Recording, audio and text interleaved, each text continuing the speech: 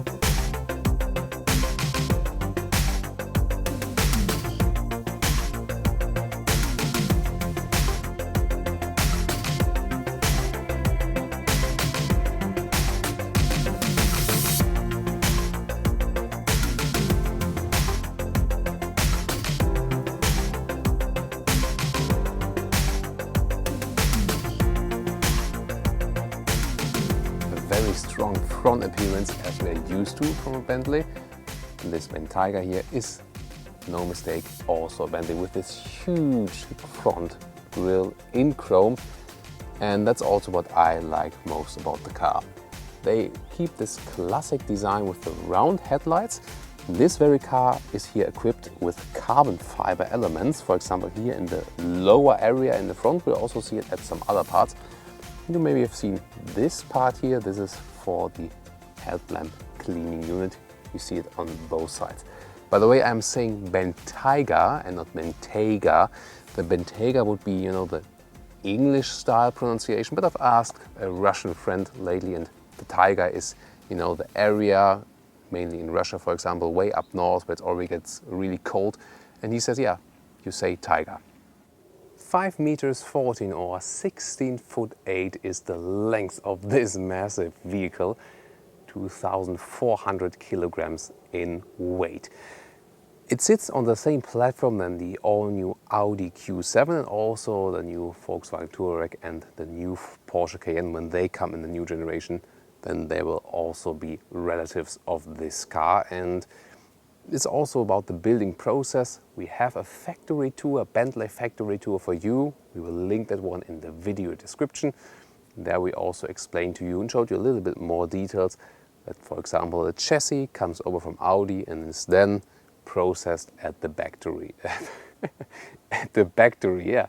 The Bentley factory, the factory. Why not? But then let's take a look at the details here. For example, the Bentley B, you can see here in carbon fiber as well. This is a special custom style of this vehicle. 22-inch rims, huge of course, but at this vehicle, every alloy looks kind of small. Then also carbon fiber elements right here, Morocco blue contrast. Not sure if the carbon fiber is the most fitting one here. I would have used some more chrome elements. But the chrome frame around here, also roof rails in chrome. And then what is also interesting, we have got a design line above the door handles. And then you see it right here, strong shoulders are formed.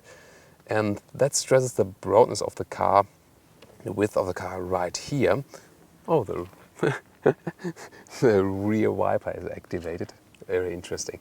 And you can also see those rear windows are a little bit darker because we have those shades on the inside. We'll come to them very soon. And at the rear finally, we see also a rear wing, here again in the carbon fiber scheme. And there it is, the massive rear wing from carbon fiber. And what is deciding in the rear, we've also turned on the LED lights. You can see here the signature. And this is also a vintage style. And you see, they're not following a lot of modern design trends. They really want to keep it in a classic way, that it also fits to the other lineup with the other Bentley cars. And that's also a basic difference if you see, for example, the new Audi Q7, which more has modern style, especially as for the light design, where you see a lot of sharp edges.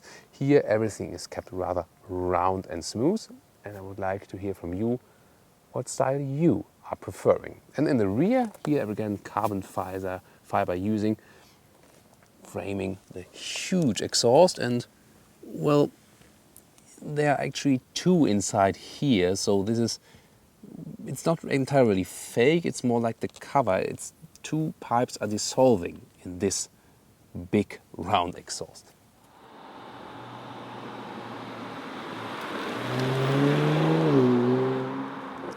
Then the heart of the Bentayga.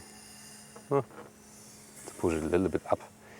This one here, the 6-liter W12, so 12 cylinders, 6-liter of displacement, 608 horsepower, 4.1 second. The acceleration 0 to 100 kilometers or 0 to 60 miles an hour. Also interesting that the sound cover, the sound insulation cover, has the same quilting here, this special structure that we can see also on the seat. So very nice detail even on the inside of the engine cover, which is usually there for the sound insulation. And also again, for example, when you check the oil, this one is even a Bentley logo right there. That's the details you are also paying the car for.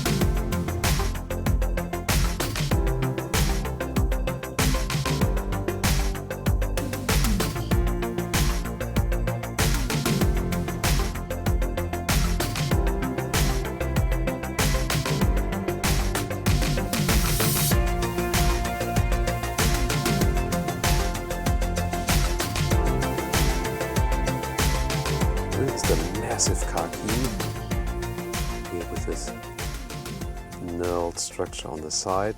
Beautiful Bentley logo, but it's of course, well, it's not really heavy, but it's massive. And remote control, for example, if you want to use the standalone, the independent heating. Then you can also open the car like this, just with the keyless entry function, or close the car. And let's get inside, and that's what Bentley is all about.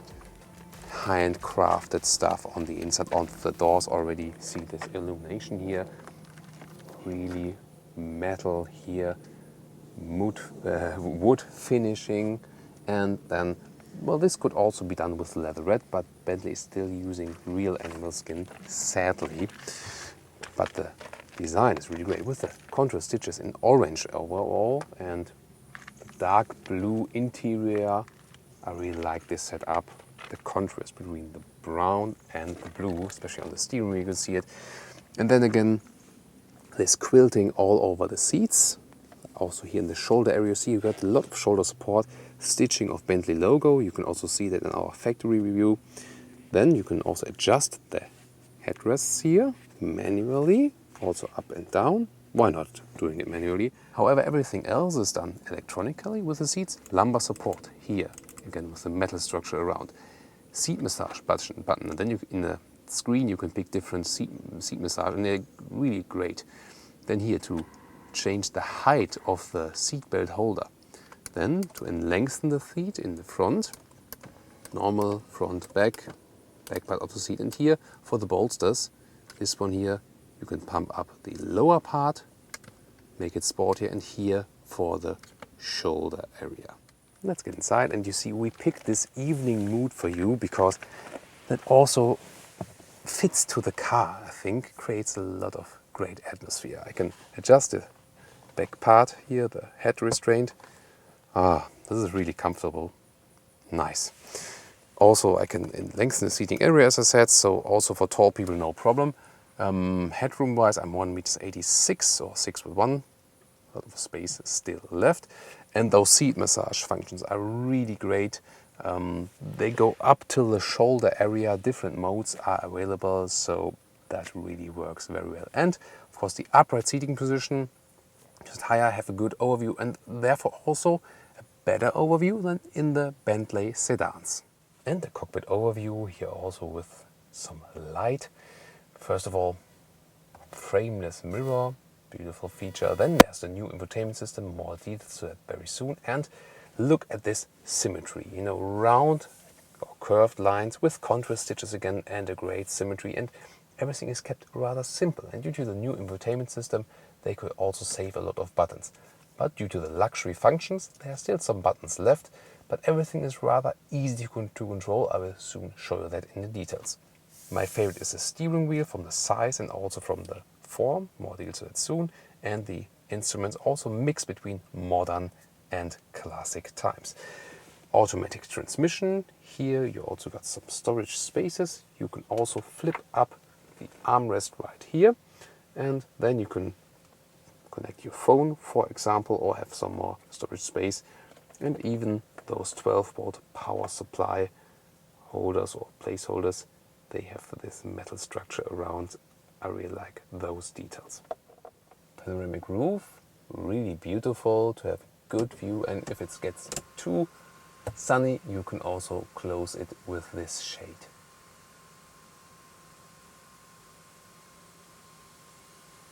Takes a lot of time, but you see that it really goes all over the car. For the light mood, let me turn off the light once. They also get an impression how it looks at night. Really nice, isn't it? Storage space on the inside of the doors, that's rather slim. And then the glove box sliding down smoothly. There's reasonable standard space inside. Steering wheel, I really like the contrast of the blue on the outside and the brown on the inside. Then metal, little soft touch at the rear part for the shifting levers. All of the columns here from good quality. Electronic adjustment of the steering wheel, you can get it close to you, and of course also up and down. And overall the styling here, this one is really good modern compromise. We also see this diamond knurled knobs right here, good quality on the inside. Heated steering wheel is also available, and this one here looks quite slim and compact, and that makes also a sporty steering possible. Instruments, left and right part is still analog. That's a big difference, for example, to the Audi Q7, where you can pick all digital instruments. Then in the middle one, this is digital, current speedometer, digital part, for example, or also all-terrain information if you go off-road with it. This would be the sat-nav, or telephone information, Apple CarPlay, my sound, also that one of our doors is still open. And overall, I think a good setup with the classic style and the modern infotainment you need. Middle console details. Traction control off, hill descent control is available, the different driving modes, also the selector here. Very interesting from the sound and also from the haptics. Bentley driving mode is the normal driving mode, sport, comfort, custom, and some off-road driving modes. We'll test those when we drive the car. Here we can also lower the car here when the car would be turned on from the air suspension. Then this driving selector, pretty simple, just pull it or push it. Then the electric handbrake, everything also rather clean, and adaptive beverage holders. And with those parts here, we know them from Audi.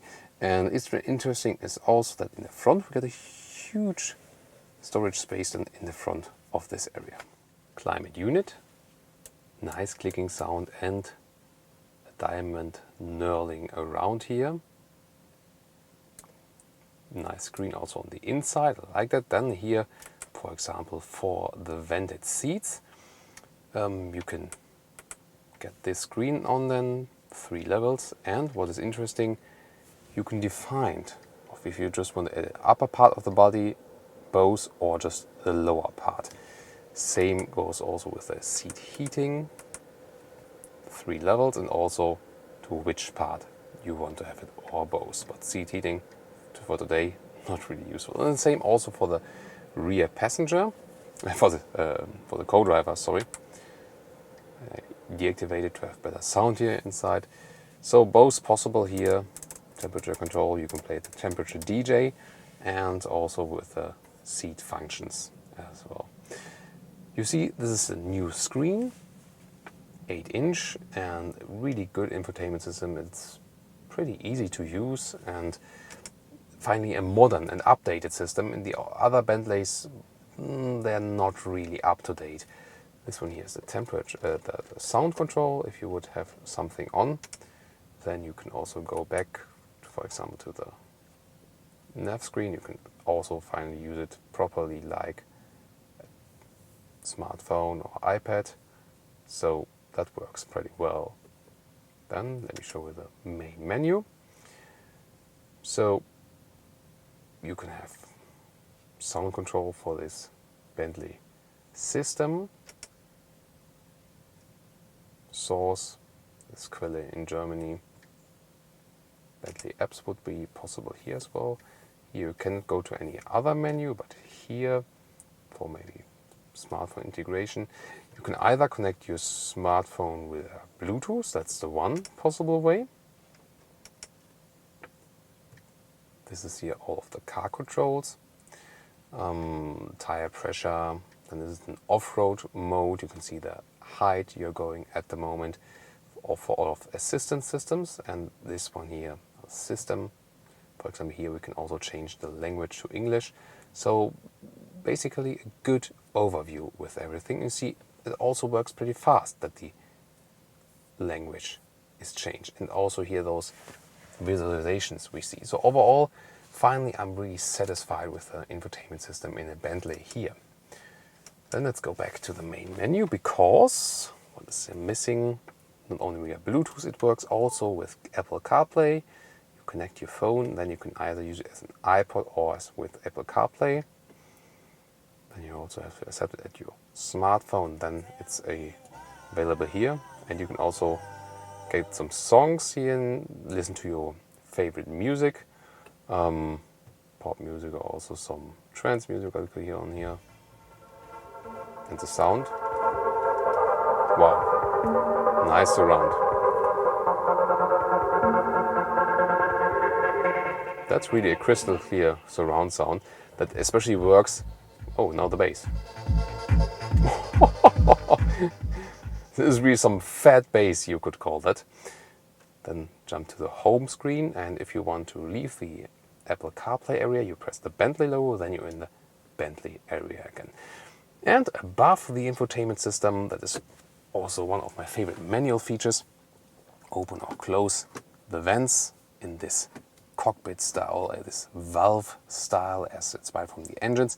And especially at night you see this illumination of the analog clock in the middle part with the arrows, really nice. And this analog clock is of course classic for Bentley. And the rear compartment, you see soft close in the front and also in the rear.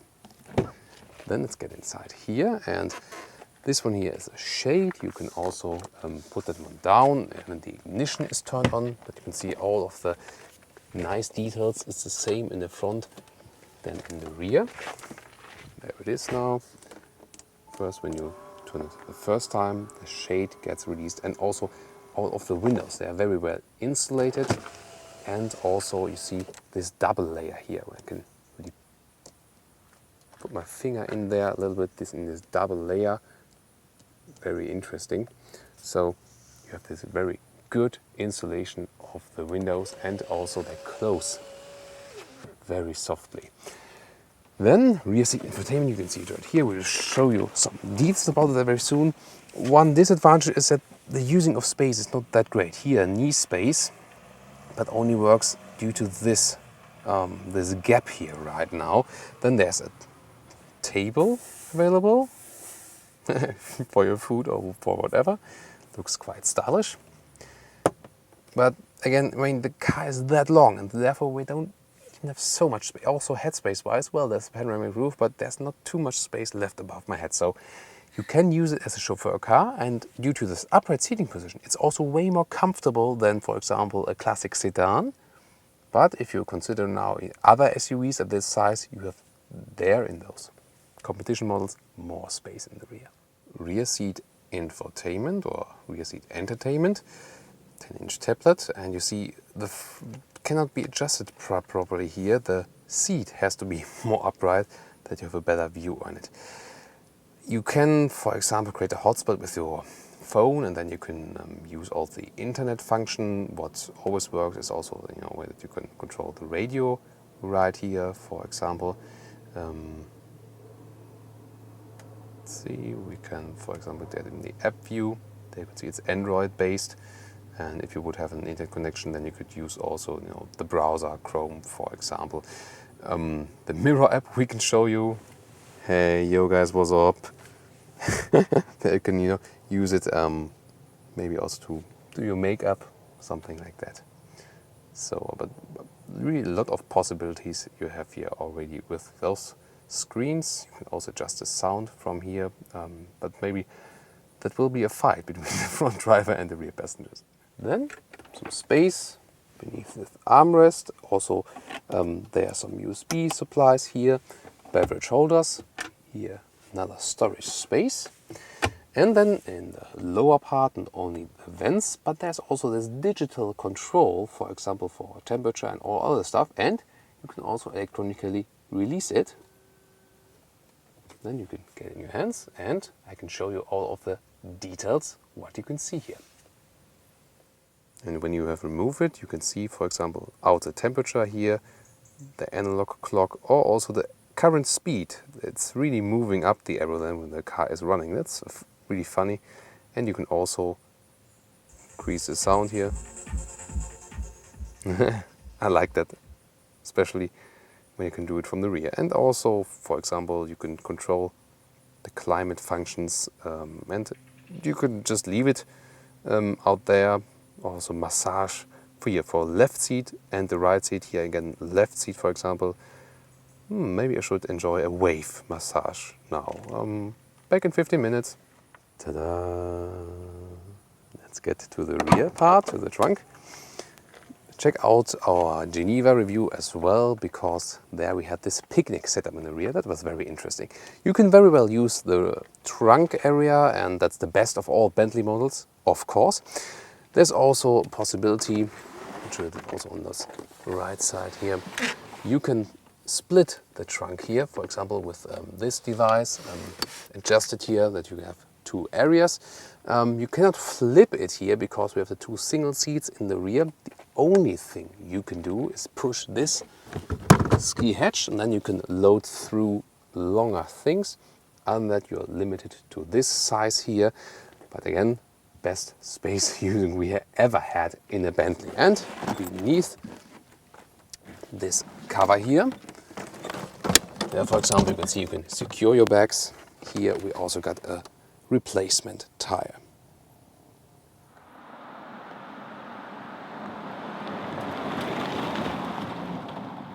Welcome to the driving part, and we'll start with silence, as the sound insulation is superb. City traffic, you hardly hear anything. Turning indicator. So we've talked sometimes about the sound of turning indicators, and here I really like it. What about you? Listen again. It sounds a little bit old school, but it also sounds fitting to the car. A little bit elaborate, classic style. So I really like it, and I think it fits the Bentley, this turning indicator style. So when a Bentley is driving in front of you and the turning indicators go to some very, non-existing sides just when it's going straight, maybe the Bentley owner is just listening to the turning indicator sound. So in this driving part, we'll start with city driving, head on to some Autobahn driving, cruise control Autobahn driving, as well as really pushing the throttle on German unlimited Autobahn part. And we'll also have a countryside driving with finishing in an agility part. And this will really reveal if this SUV is also sporty. So, we'll start here in the city.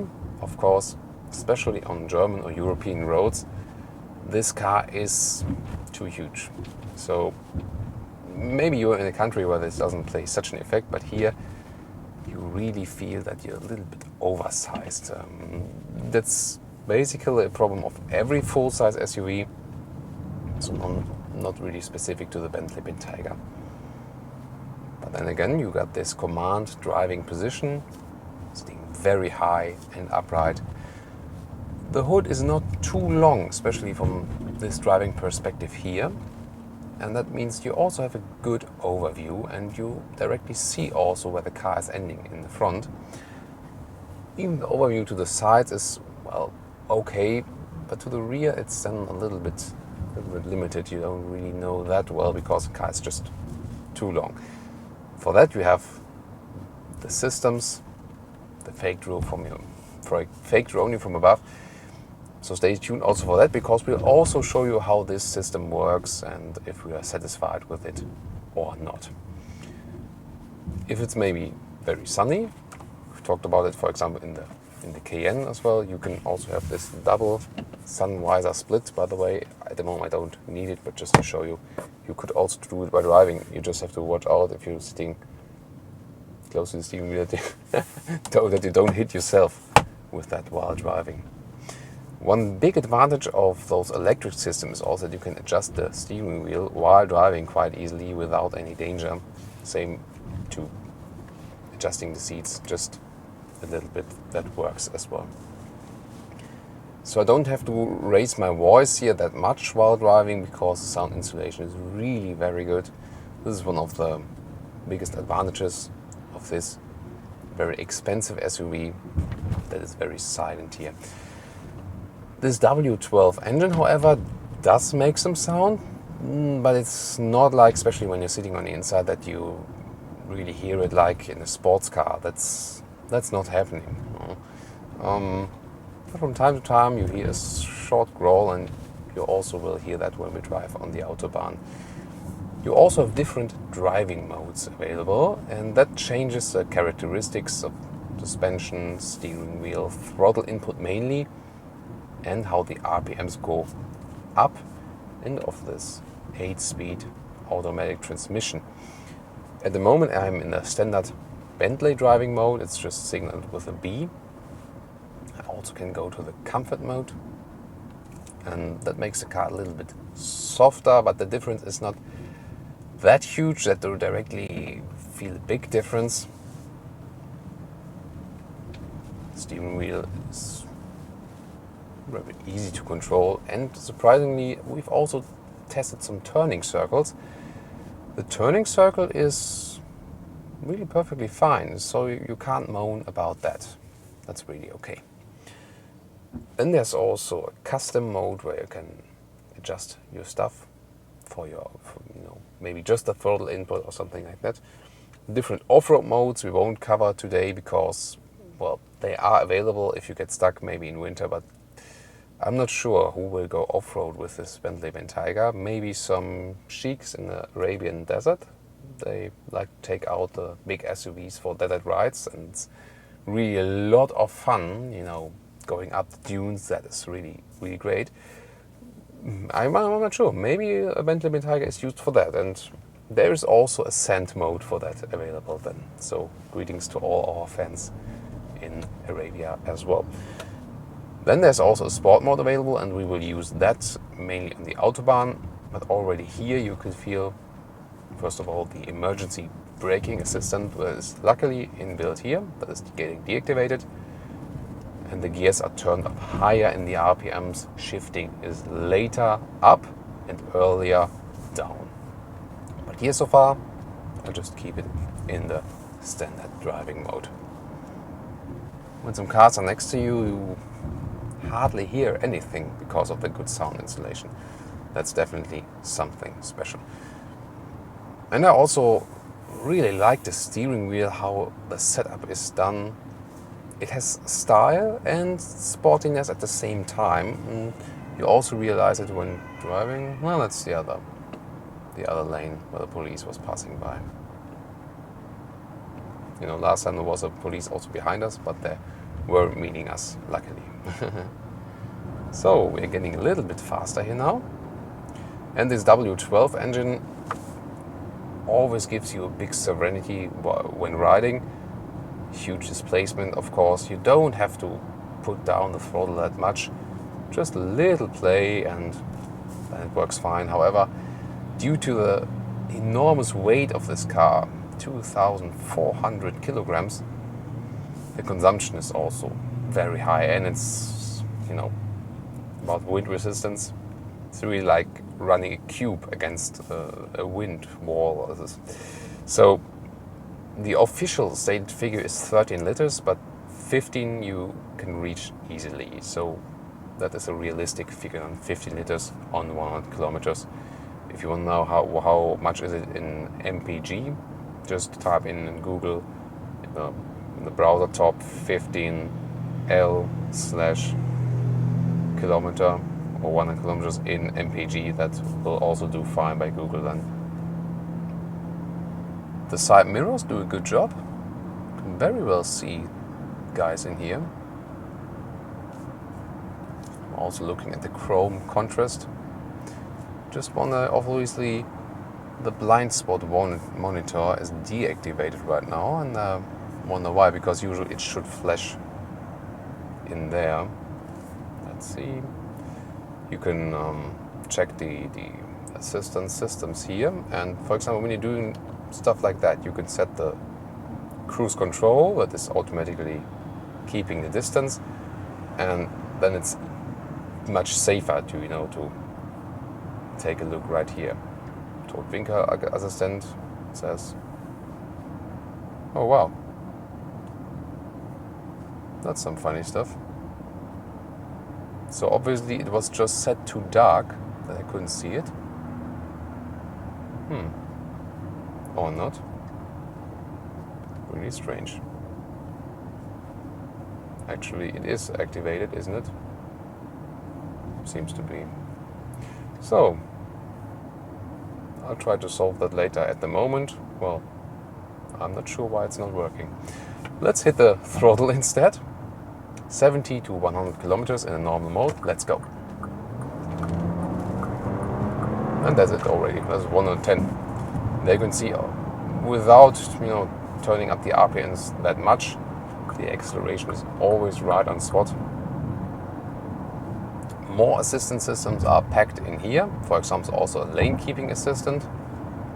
That's keeping me in the lane even if the road goes a little bit right. See it right here. But it's not really an autonomous drive, so after a while the car will complain and say, hey, what are you doing? You see also the speed is still maintained, just a little bit, keeping the distance. But I'm not getting faster by that then. So, set the speed again now to 100. You can also change the distance at the left side of the steering wheel. For example, putting another distance here. I'm getting a little bit closer to the car. Then again, it's really interesting. Look at the distance we have here right now. Also, I'm a little bit helped by the steering wheel itself. But then if I take off the hands from the steering wheel, let's see what the car does. Speed should be decreasing. If the car is complaining, at the moment it's really fairly in autonomous mode. So after a while the vehicle should be complaining. At the moment, everything seems to be working fine. Oh, there you see, it's not really that smooth. I'd rather overtake it here. So it can help you to relax a little bit more, but you should keep your hands on the steering wheel. It's not meant to do the autonomous drive. But I wonder that it's maintaining it for quite a long while, actually. You can also shut that system off. Right here, left column of the steering wheel, then it's turned off. So, about cruising, I mean, we're driving 100 kilometers an hour, or 61, 62 miles an hour, and we don't really hear or feel that. It feels like driving 40 kilometers an hour, maybe, with a normal car. And I wonder how it is at 200 kilometers or 125 miles. We will soon experience that, and then we can really compare that even better. But so far, the riding comfort and the sound insulation is really superb. Although we have the air suspension inbuilt here, it does not feel too soft. The car still feels a bit sporty, so you get a good connection to the road. And if we go into the sports mode now, doing the lane change, a little bit more contact to the road now, but the driving modes don't make the biggest difference. The biggest difference is really that the shifting of the automatic gearbox is being changed when you go from the Bentley to the sport mode. That's the biggest difference then between the driving modes. So we get off the motorway now, and what we realize here is when we hit the brakes, you really have to push them. I mean, they have also a big dimension. But still, the vehicle is that heavy. Yeah, I'm not sure. Maybe I would like to have a little bit more electronic support, because you really have to hammer them quite much. So now I'm getting on the motorway again, and you can prepare for maximum acceleration. We're in the sport mode, and you already hear it by now, 50 kilometers an hour. The car doesn't shift up yet to the third gear, so I can hammer the throttle at any time. Of course, safety first, always at Autogefühl. Let's see, start, stop, off again, and I can preload the car just a little bit, and let's go 0 to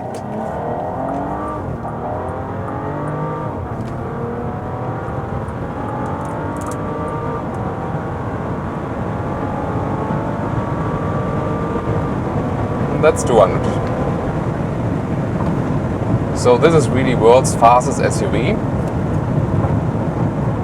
And I mean, we're driving 200 now and it feels like nothing. Really relaxed. Very silent still at 180 kilometers an hour. Wow.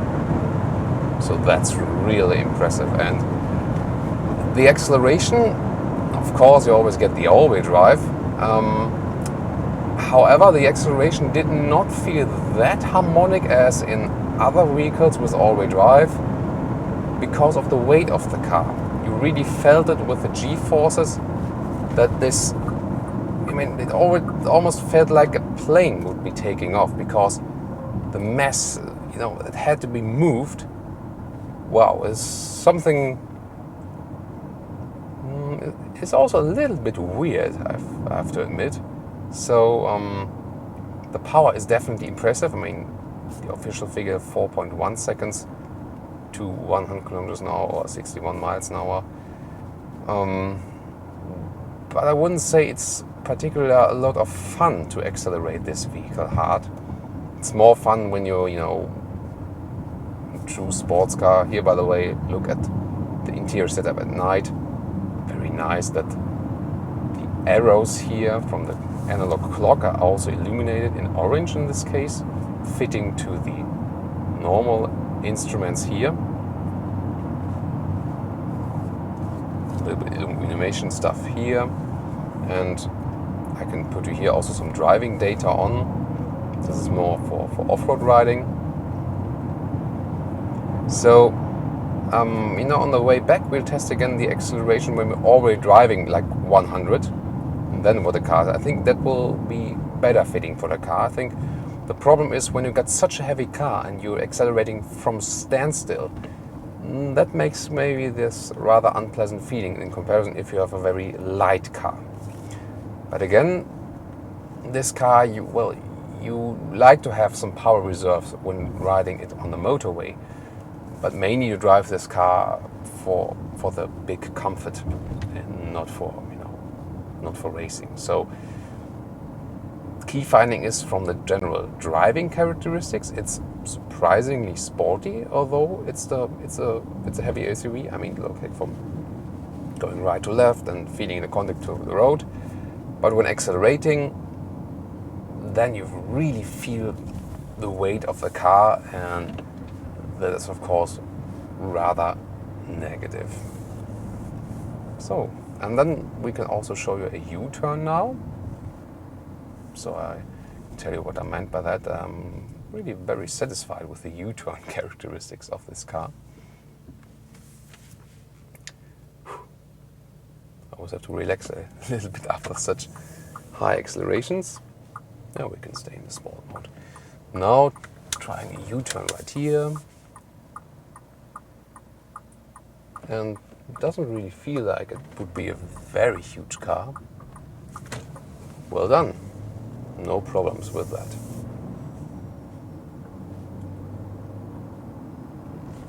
So we can relax just a little bit before another huge acceleration. Then again, this time we won't do it from standstill. What do you think about the sound from the inside, by the way, as for the engine? I didn't really concentrate that much when we did the acceleration because I'm always looking out, for safety reasons. But you can also rewind that acceleration part and maybe check the sound there again and tell me your feedback, what you think about the sound when the car was accelerating. You hardly hear when a car is overtaking you. That's therefore the blind spot monitor is even more important.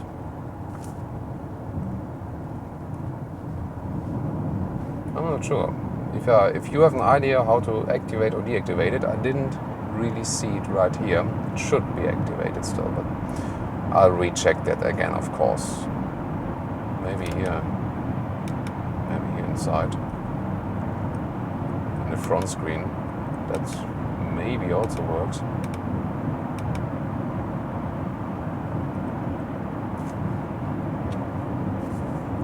Back to the normal driving mode.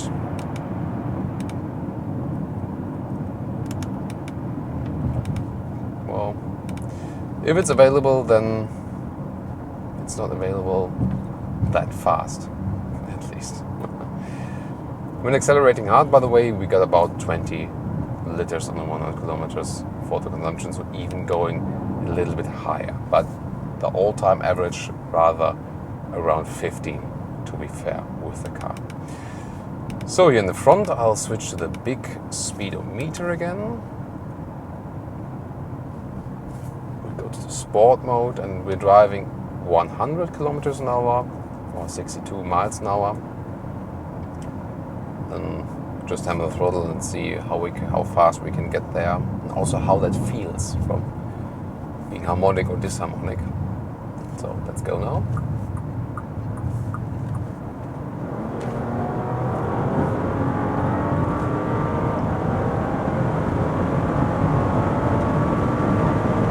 That's 100 or to 200. Now I have to hit the brakes because the car in front of me is not... What is he doing? Okay. Again. Yeah, I mean, you saw that even at higher speeds, this acceleration is really working very well. However, it sets in quite harshly. Maybe you also have seen it on camera, like my head is going back, so it's not really that harmonic. Also the automatic takes, just half a second, and then the power sets in. So that's it for accelerating today. Getting off the motorway, and again I can stress it with the brakes, because the car is that heavy. You really have to hammer the brakes as well. So I cannot recommend to go maximum speed with this car, because that's also, a part in the advertisement that they say, oh, this car goes 300 kilometers an hour and is by that the fastest SUV in the world. I'm always a little bit critical about those acceleration advertisements, because what is the sense of going 300 kilometers an hour with an SUV on public roads? There's none. And even if you're a car enthusiast, there is really no why and where and how. Yeah, even on the most racetracks I know, is not possible. So, there are some desert roads, where they got a connection between two big cities in the desert. That's, well, maybe on a salt lake, that is a possibility. But other than that, why should you do that? And especially in those situations here, always think about the weight. You have to reduce the speed at some point, and that is not that easy with that car. So, a more relaxed riding here, transition on the countryside. And I've promised you also for the final stages of this driving part, we will also have some agility right up. It won't be about maximum speed, more about the handling characteristics going uphill. Here again, countryside riding is really good with a panoramic view, relaxing in this upright seating position, so you can easily imagine going on a longer road trip with that car. That is definitely a good setup, and you maybe have also seen my preview from Geneva once, as this car was presented. There we also had this picnic style setup I mentioned earlier, also when we reviewed the interior. That would also be great, going on a road trip with the car, having this picnic setup in the rear, and then stopping somewhere in the nature and enjoy a great picnic. And of course with champagne, not for the driver. That's one disadvantage, and so the driver will always be left out with a champagne breakfast done.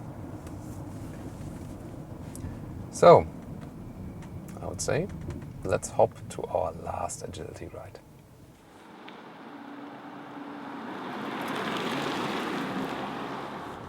And once more, starting in the normal mode. Let's see how agile this huge SUV is.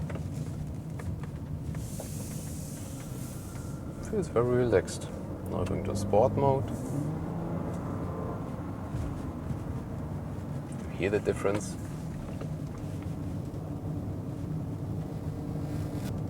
It's really not tilting that much, although it's heavy. So going in the Alps maybe,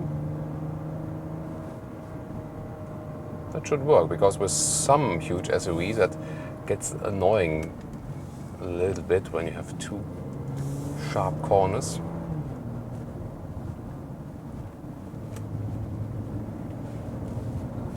That really feels good.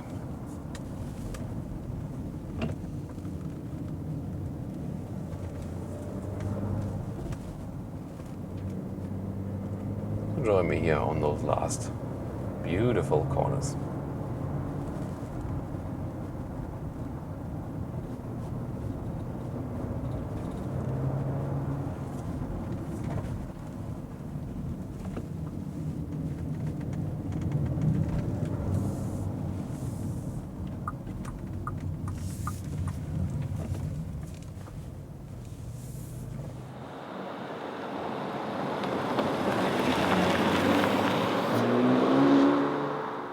And let me show you the rear view camera in action.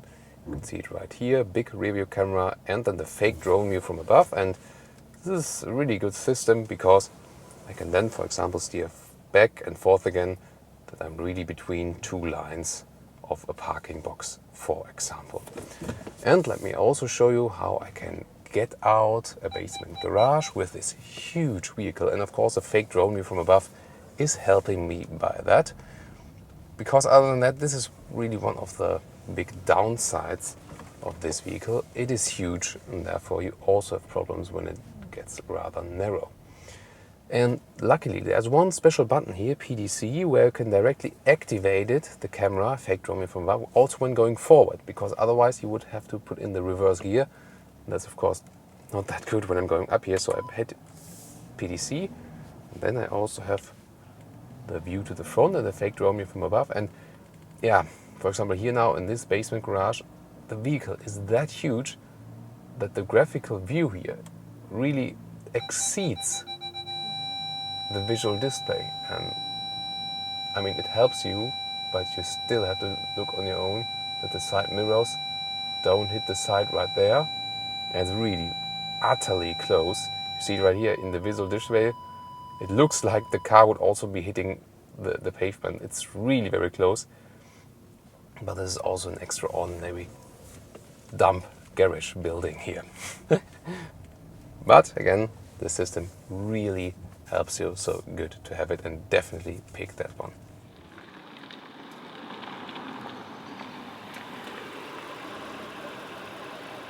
And now the conclusion, Bentley Bentayga in our full riding part as well.